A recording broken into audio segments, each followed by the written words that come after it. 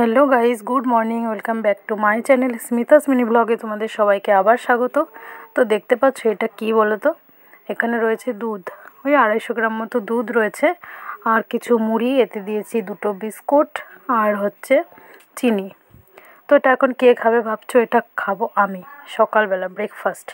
কালকে বলেছিলাম তোমাদের আগে যে আমি 500 করে রোজ দুধ আনি, কিন্তু আমার ছেলের যেহেতু জ্বর এসেছে তাই ডক্টর দুধ খেতে বারণ করেছে, তাই দুধটা আমিই খাবো। আর কি করব, রাত্রে বর 250 মতো খেয়েছে, আর এখানে 250 একটু কমই রয়েছে, তো সেইটাতে আমি দুধ মুড়ি দিয়ে আমার ব্রেকফাস্ট হয়ে যাবে।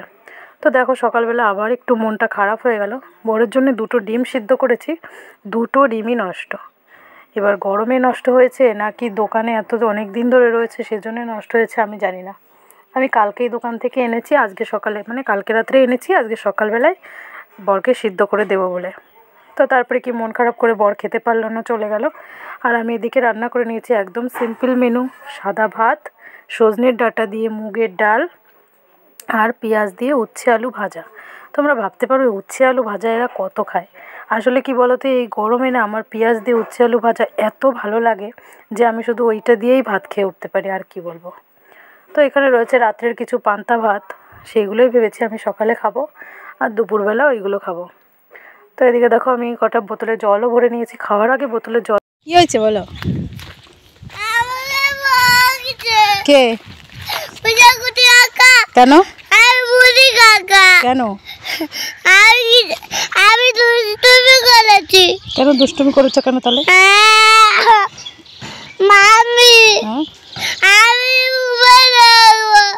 দুষ্টুমি করেছো কেন সেটা বলো। ঠিক আছে, চলো চলো, কান্না বন্ধ করো, কান্না বন্ধ করো, গরমে কান্না করতে নেই। পরপর 2 দিন বৃষ্টি দিয়েছিল, তারপরে ভালোই ঠান্ডা ছিল, কিন্তু আজকে প্রচণ্ডই গরম পড়েছে। দেখেছো কী রোদ্র উঠেছে। তাই আমরা বাড়ির থেকে বাগানে চলে এসেছি, বাগানেই ভালো, বাড়িতে খুবই গরম। তো দেখো বাগানটা কি সুন্দর, পুরো ছায়া, পুরো গাছগুলো দিয়েই মনে হচ্ছে একটা ছাদ তৈরি করে দেওয়া হয়েছে। উপরে একদম একটা গাছের সঙ্গে একটা গাছ লেগে লেগে পুরো মনে হচ্ছে ছাদ। দেখেছো নিচে একটুও রোদ্রের আলো পড়ে না, আর বাগানে খুব সুন্দর হাওয়া আসে, চারিপাশে যেহেতু খোলা মাঠ তাই।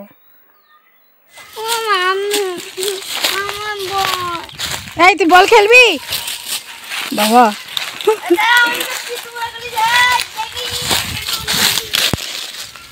না না বলনি না।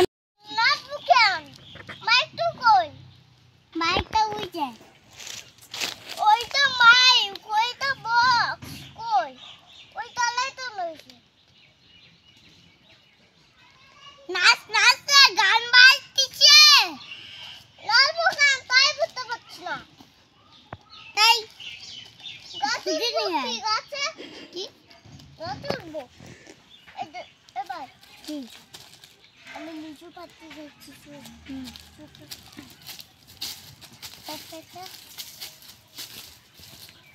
তুই উঠিস না কিন্তু মামুটি। এইটা আমার গাছ। নাম নাম নাম। তুই যদি বলে যাস না আমি কইব না। তুই নাম কি করছিস দাদা? আমি দেখো দাদা।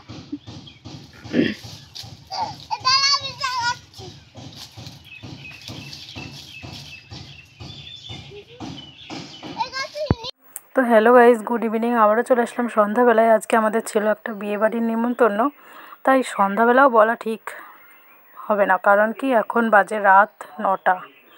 এত গরম পড়েছে যে রেডি হয়ে যেতেই ইচ্ছা করছে না, মনেই হচ্ছে না যে শাড়ি গয়না পরে রেডি হই।